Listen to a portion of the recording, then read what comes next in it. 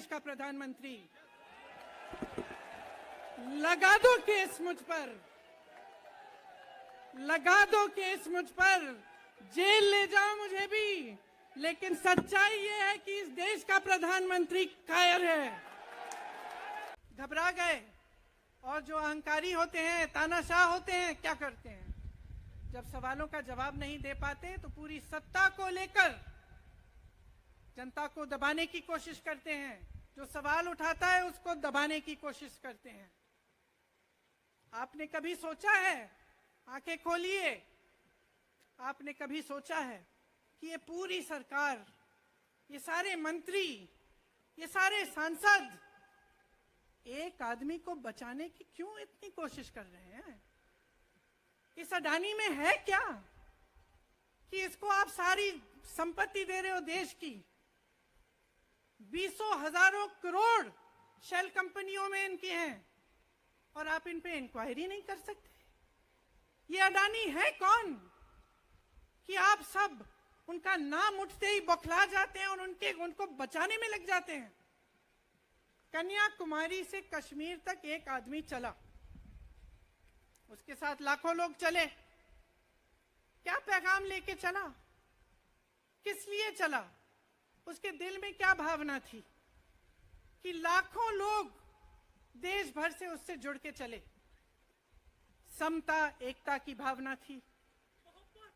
आज आपके सारी मीडिया, आपके सारे मंत्री, आपके सारे सांसद, आपके सारे कार्यकर्ता कह रहे हैं कि राहुल जी ने विदेश जाकर देश का अपमान किया, राहुल जी ने एक वर्ग का अपमान किया।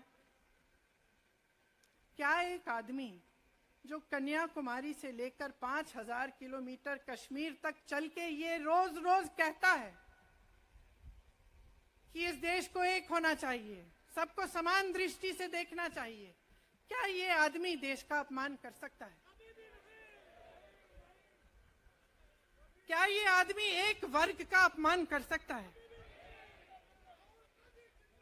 तो ये आदमी क्या कर रहा है? ये आपकी आवाज उठा रहा है। ये क्या कह रहा है? कह रहा है कि गरीबों को अपना हक दो, नौजवानों को अपना हक दो, महिलाओं को अपना हक दो। यही तो कह रहा है। और हक क्या है?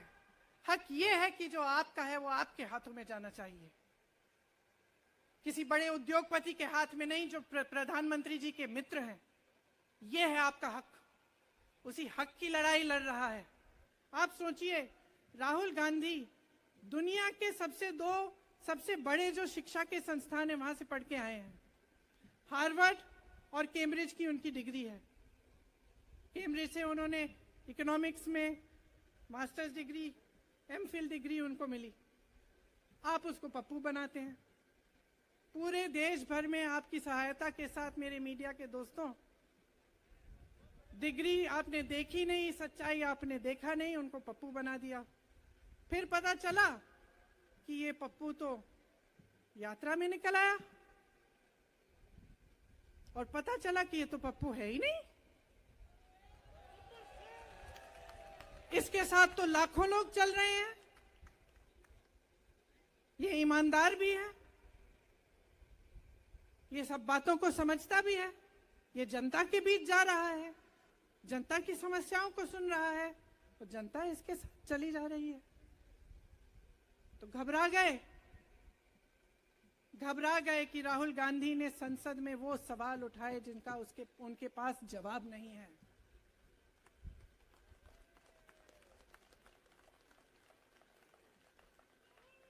क्या किया सुन लीजिए।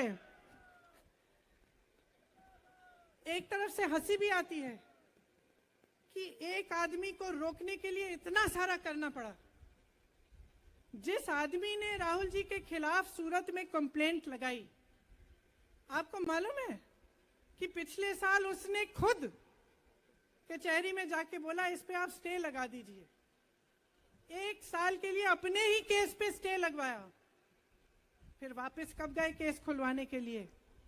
राहुल गांधी के संसद में अडानी पे के भाषण देने के 1 हफ्ते बाद। एक हफ्ते बाद वो आदमी वापस जाता है, कहता है केस खोल दी, सुन लीजिए अब हम तैयार हैं। एक महीने के अंदर अंदर जज कह देते हैं कि राहुल गांधी को 2 साल की सजा मिलेगी। आपने देखा इस देश में कितने केस हैं कि जेल में 10 साल के लिए पड़े रहते हैं, उनकी सुनवाई नहीं होती। ये तो सुनवाई भी फट से हो गई, जजमेंट भी फट से हो गई, सजा भी फट से हो गई। और आपने कह दिया अगले दिन कि 8 सालों के लिए ये चुनाव नहीं लड़ सकते, संसद से बाहर कर देंगे इनको। वाह वाह वाह वाह वाह वाह, बहुत धैर्य है आप में। अरे कायर हैं, कायर है इस देश का प्रधानमंत्री।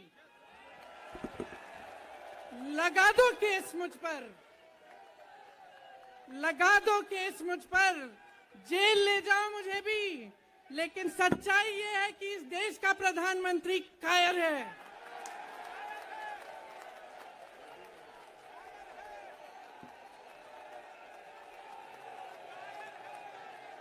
अपनी सत्ता के पीछे छुपा हुआ है, अहंकारी है। और इस देश की बहुत पुरानी परंपरा है, इस देश की बहुत पुरानी परंपरा है, हिंदू धर्म की पुरानी परंपरा है कि अहंकारी राजा को जनता जवाब देती है।